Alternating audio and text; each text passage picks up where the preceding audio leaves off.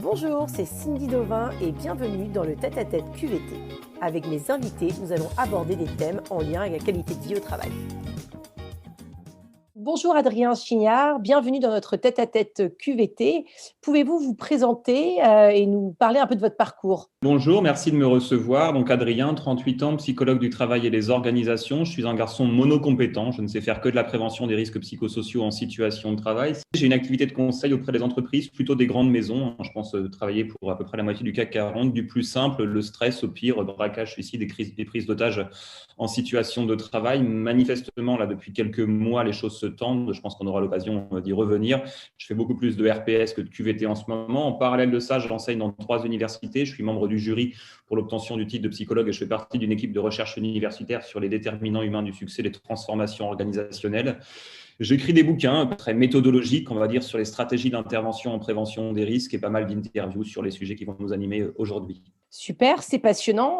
Tout ça en une vie, on a envie de se dire, mais vous trouvez le temps où de faire tout ça? J'ai la chance d'avoir une équipe qui est formidable de 10 personnes qui bossent avec moi et moi, je ne suis chez mes clients par choix depuis 7 ans que 2 jours par semaine. J'ai fait le choix parce que j'adore mon métier et qui me passionne de ne pas le faire trop parce que sinon, je vais me brûler les ailes. Ça, c'est génial. Alors, nous, notre première question, c'est vraiment quel impact a eu la crise sanitaire sur le moral des salariés? Très, très mauvais, hein. Très sincèrement, vous l'imaginez bien. On voit qu'on a une détresse psychologique qui est très élevée parce qu'on a une abrasion des liens sociaux. Ce qu'il faut bien retenir de tout ce qu'on va se dire aujourd'hui, c'est que le premier rempart contre la détresse psychologique en situation de travail, c'est la qualité du lien qui nous unit aux autres. Alors nécessairement, quand vous êtes privé d'aller rencontrer les collègues, de les voir, de vous embrasser, de vous serrer la main, d'avoir des vraies personnes et pas des Zooms, des Teams, des Meet ou tout ce que vous voulez, vous avez une abrasion du lien social. Et en plus de cette abrasion du lien social, ce que l'on retrouve, si vous voulez, c'est un sentiment d'incertitude vis-à-vis de l'avenir. On a l'impression d'avoir perdu le contrôle par rapport à ce qui se passe. Et c'est exactement ce que nous dit la psychologie, ce qu'on appelle de la résignation apprise. J'ai fait plein d'efforts qui se sont soldés par pas grand-chose. Alors, la réalité est en train de me faire mentir et j'en suis très heureux. On voit tout doucement, en tout cas, on esquisse tout doucement une sortie de pandémie qui nous fait à tous du bien. Mais abrasion du lien social, incertitude et donc sentiment de manque de contrôle sur le quotidien, ça génère ce qu'on va appeler une fatigue pandémique où j'ai beaucoup moins de plaisir dans mon quotidien, une anédonie, diraient les psys. Je trouve que tout a un petit peu le même goût. Je suis un peu en mode patachon, je fais moins attention. C'est un peu dépressogène tout ça. La résignation apprise, c'est très dépressogène. Le fait d'avoir l'impression d'avoir beaucoup moins de liens sociaux, de pas trop savoir où on va et puis d'avoir fait beaucoup d'efforts pour pas énormément de résultats, ça nous donne le sentiment qu'on a perdu un petit peu de l'impact sur le monde. Et pour les salariés, ça génère à la fois pas mal de tristesse, pour certains un peu de honte et de culpabilité, pour beaucoup de la colère et enfin pour la quasi-totalité, beaucoup de fatigue. Justement, dans un de vos articles, vous avez parlé du management de l'incertitude, vous venez de l'évoquer. Est-ce qu'on va devoir s'habituer à ce type de management? En fait, très sincèrement, ce management, il est censé ne pas avoir évolué depuis des siècles et des siècles. En fait, on est dans une illusion de toute puissance et de tout contrôle que la technologie voudrait nous laisser imaginer. Or, on n'a pas plus, on va dire, de contrôle aujourd'hui sur le monde qu'on en avait auparavant. Donc, on est dans une incertitude totale. Il y a, pour vous comme pour moi, plus de choses que l'on ne maîtrise pas que de choses que l'on maîtrise. C'est pas grave. Il s'agit de se préoccuper de ce sur quoi on va dire nous avons la possibilité d'agir. Maîtrisons ce qui est maîtrisable, nous disait Emmanuel Kant. L'idée, c'est d'abandonner, si vous voulez, cette espèce d'illusion du contrôle émotionnel. J'ai peur, je flippe par rapport à l'avenir, il faut vite que je canalise ma peur ou que je la fasse sortir. En fait, ce dont on se rend compte, c'est que celles et ceux qui voudraient évacuer leurs émotions pénibles, je parle d'émotions pénibles puisque nos émotions ont une fonction, donc elles ne sont en soi pas négatives. Mais quand je veux lutter contre ma peur, ma colère, ma culpabilité, ma honte, ma tristesse, tout ce que vous voulez comme émotions pénibles, on va essayer de se dire, bon, bah voilà, c'est pénible, j'en veux pas, je la fais sortir. Sauf que si ça fonctionnait, ça se saurait. Et donc, vouloir contrôler ces émotions et les faire sortir, ça s'appelle de l'antipathie envers soi et ça ne fait que les augmenter. Si vous flippez et que vous vous dites, oh là là, j'en ai marre de flipper, il faut que ma peur s'arrête, la belle affaire, si c'était si facile, ça se ferait. Ça se fait pas, c'est pas possible. Donc, du coup, je ne réussis pas à maîtriser ma peur comme je le voudrais. Du coup, ça me fait encore plus peur. Donc, ce management de l'incertitude, déjà, c'est une question de lucidité, de se dire qu'on restera toujours dans une certaine part d'incertitude et que le contrôle émotionnel, il nous faudra l'abandonner. Et puis, derrière, il va s'agir d'apporter, on va dire, un soutien. Moi, la conférence que je fais régulièrement sur le management de l'incertitude, elle est très centrée sur le soutien. Il ne s'agit pas de promettre aux équipes qu'on sait complètement où on va. Il s'agit de leur dire quand on doutera, on sera tous ensemble et c'est ensemble qu'on va trouver des solutions et que je vais vous aider pour passer à travers ces périodes d'incertitude. Donc, oui, on va continuer à vivre dans un monde incertain, puisque c'est la caractéristique même de l'avenir que d'être incertain. Et oui, on aura besoin de faire face ensemble à ces situations qui sont parfois inquiétantes. Et donc, le rôle de manager, ça sera d'apporter, on va dire, différents types de soutien. Il existe 4 formes de soutien au travail pour abandonner le contrôle émotionnel et permettre de restaurer ensemble un peu de sérénité. D'accord. Et donc, du coup, d'après vous, quelles leçons les managers doivent-ils en tirer de cette crise sanitaire et comment peuvent-ils se servir de cette crise pour progresser ou en tout cas s'améliorer dans leur management au quotidien? Premièrement, on utilise une théorie que moi j'aime beaucoup, qui est la théorie du sense-making. Le sense-making, c'est comment, à partir, on va dire, d'une situation de crise, on va pouvoir déterminer ensemble, artificiellement au départ, du sens. En fait, quand on fait du sense-making en tant que tel, moi c'est ce que je dis aux managers, c'est toujours de passer en différentes étapes. Prendre en considération la singularité des vécus des uns et des autres. On n'a pas tous vécu les choses de la même manière. Demandez à celles et ceux qui étaient confités à côté du lac d'Annecy avec du rosé dans le frigo, le barbecue qui a tourné l'été dernier, tranquille avec du terrain et sans enfants. Ils n'ont probablement pas eu le même vécu des confinements que celles et ceux qui étaient dans 50 mètres carrés dans Paris avec 2 enfants qu'il fallait garder. Donc, il y a une singularité des vécus de cette période-là. Chacun a vécu les choses différemment entre les différents confinements et les personnes entre elles ont même vécu les choses différemment. Donc, comment faire quand on est manager? Déjà, considérer que chacun a vécu les choses avec la singularité de sa situation. Ça, c'est la première des choses. La deuxième des choses, c'est demander à son équipe et faire ça avec son équipe. Qu'est-ce que tu as aimé, qu'est-ce que tu n'as pas aimé? 2 trucs que tu as trouvé bien, 2 trucs que tu as trouvé pas agréables. En fait, c'est super important de faire ça pour 2 raisons. Premièrement, ça nous permet de partager nos vécus. Deuxièmement, ça nous permet d'apprendre de la crise, de voir qu'il y a des choses qu'on a faites qui étaient très bien, mais en parallèle de ça, on ne s'est pas assez vu, on n'a pas eu assez de temps d'échange, pas assez de temps de régulation des conflits. Donc, partageons chacun la façon dont on a vécu les choses. 2, essayons de regarder les éléments positifs et les éléments négatifs. C'est important aussi de poser la question des éléments positifs parce que la mémoire humaine n'est pas une banque d'informations. La mémoire humaine, c'est quelque chose qu'on peut modeler avec des émotions, avec un tas de trucs pour faire en sorte, on va dire, de relire a posteriori notre histoire. Donc, se demander ce qu'on a bien vécu dans tout ça, ça permet aussi de conserver une trace un peu plus positive.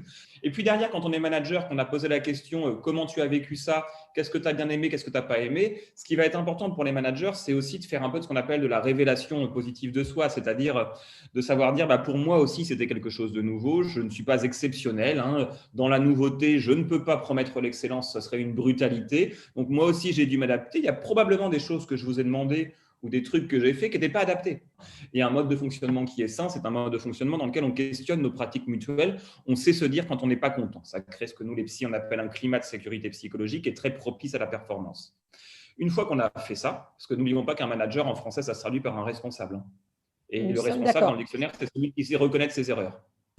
Et dernier point, ça va être d'expérimenter ensemble avec ses équipes, de se dire qu'est-ce qu'on a aimé, pas aimé, puis qu'est-ce qu'on veut faire différemment. Peut-être qu'il y a des trucs qu'il faut qu'on teste nouvellement dans nos façons de travailler, notamment dans le télétravail. On en reparlera si ça vous intéresse, mais pour passer d'un management très contrôlant à un management davantage centré sur la confiance, parce que contrairement à l'ineptie et au prêt-à-penser managérial qu'on entend partout, la confiance exclut le contrôle. Mais justement, vous qui êtes au contact des managers, est-ce que vous pensez vraiment qu'ils ont pris la température, qu'ils ont mis en place des baromètres QVT ou autres pour interroger justement les collaborateurs, savoir, comme vous disiez, les plus, les moins? Nous, aujourd'hui, chez XXL Happiness, on n'a pas cette sensation justement que les collaborateurs ont eu la parole et ont pu s'exprimer. Alors, certaines entreprises ont des baromètres, mais le baromètre, ce n'est pas l'alpha et l'oméga de la QVT. C'est-à-dire que Non. moi, je suis capable de vous dire s'il fait froid en sortant dans la rue sans avoir un thermomètre sur moi. J'ai un ressenti et le manager, sans baromètre, il peut aussi aller poser la question à son équipe ou écouter le ressenti des membres de son équipe. Tout ce qui existe n'est pas nécessairement mesurable en tant que tel avec un baromètre. On peut aussi trouver dans la dimension qualitative des rapports humains des façons de se comprendre, de s'écouter, de se découvrir. Complètement. Ensuite, cette crise a été un précipitant.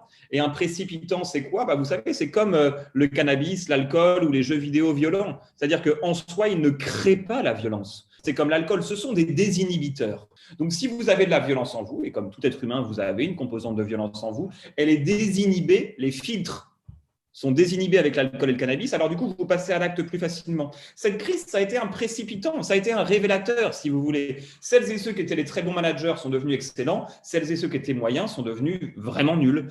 Et il ne s'agit pas de les juger, parce que le jugement de valeur, il serait stérile, il s'agit de les accompagner pour mettre en lumière avec eux les déterminants de leur succès futur. Là, chaque fois qu'on regarde quelqu'un de haut, c'est pas pour le juger, mais pour l'aider à se relever.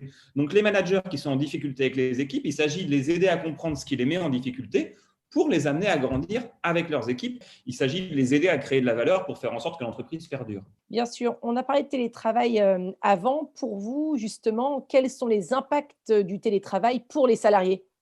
Premièrement, ça va être, on va dire, une très forte intensification du travail. On le voit, les salariés français ont travaillé en moyenne 50 minutes de plus par jour. Toutes celles et ceux d'ailleurs qui pensaient que sans contrôle, les gens ne travaillaient pas se sont plantés. Ça a créé une sacrée dissonance cognitive, puisqu'on se sont rendu compte que les gens sans contrôle excessif, ils étaient en capacité à montrer de l'engagement, de l'investissement et du sens des responsabilités. Les salariés ont travaillé davantage avec des tunnels de réunion en visio. Alors, je parle bien sûr de celles et ceux qui sont des cols blancs, entre guillemets. Bien sûr. Les opérateurs de production dans les usines, je n'ai pas la décence, on va dire, d'imaginer qu'ils ont amené une partie de leur ligne de production dans leur garage pour produire, on va dire, leur yaourt ou leur jus de fruits.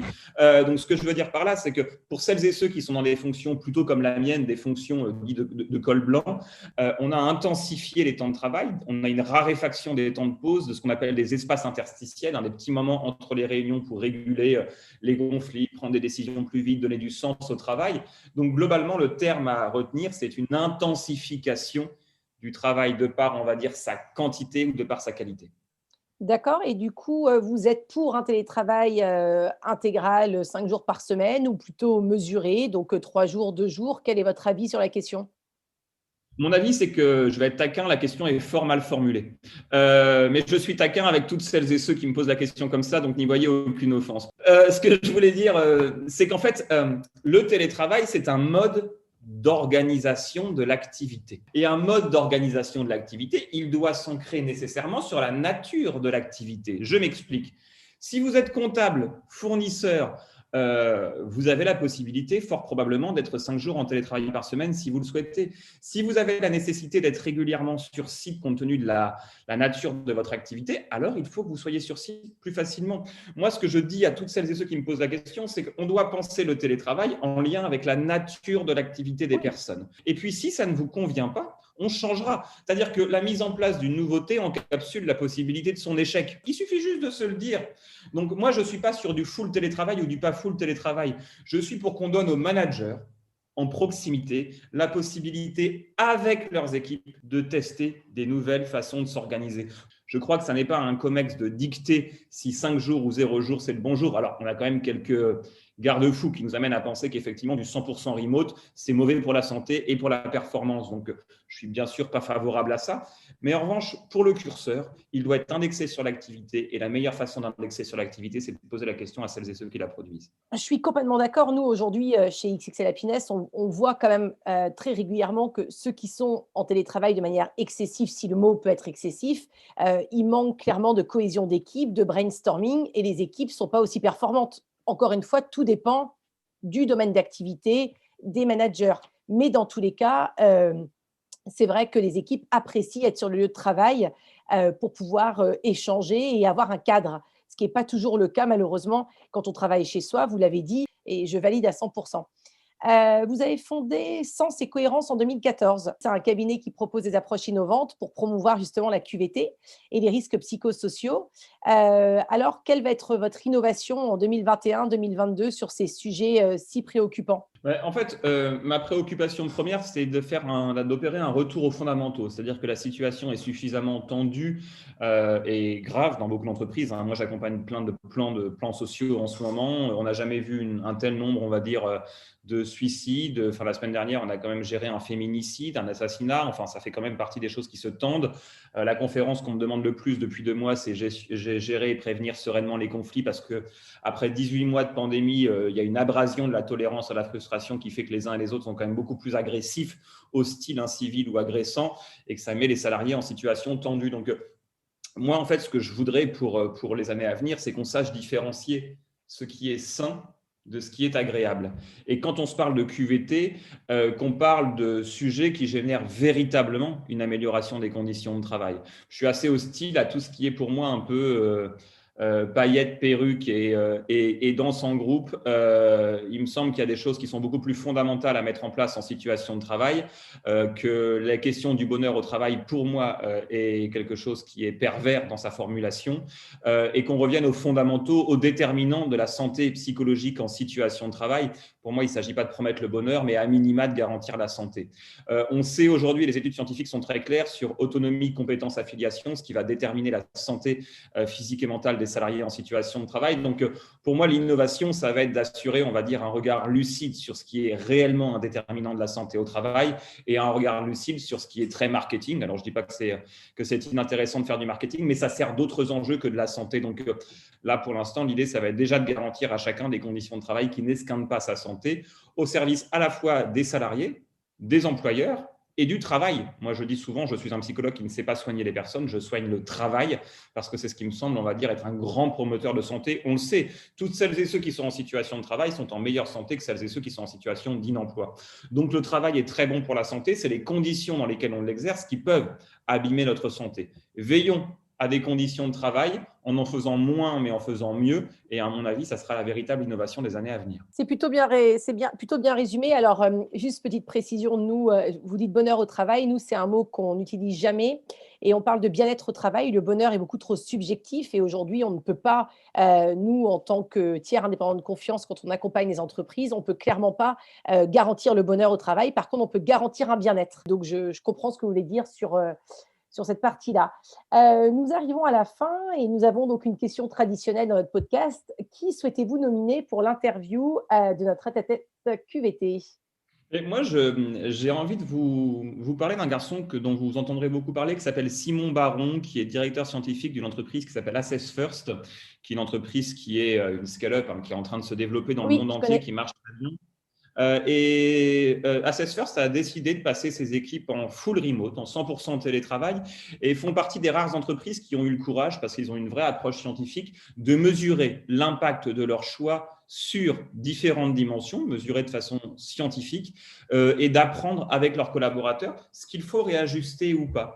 Ça n'est pas un professionnel de la QVT, c'est un psychologue, mais qui a testé avec son CEO des pratiques hyper innovantes en France, ce qui n'est pas toujours le cas dans les modes d'organisation du travail, et qui a eu le courage de les passer à la moulinette, d'un baromètre, pour reprendre le terme dont vous parliez tout à l'heure, pour voir ce qui fonctionne ou pas. Ce n'est pas un spécialiste de la QVT, mais c'est quelqu'un qui a mis en place des procédures QVT très concrètes et qui les a évaluées. Et donc, ça fait de lui, on va dire, un utilisateur ou un expérimentateur de la QVT qui, à mon avis, aura un regard tout à fait passionnant à partager avec vous.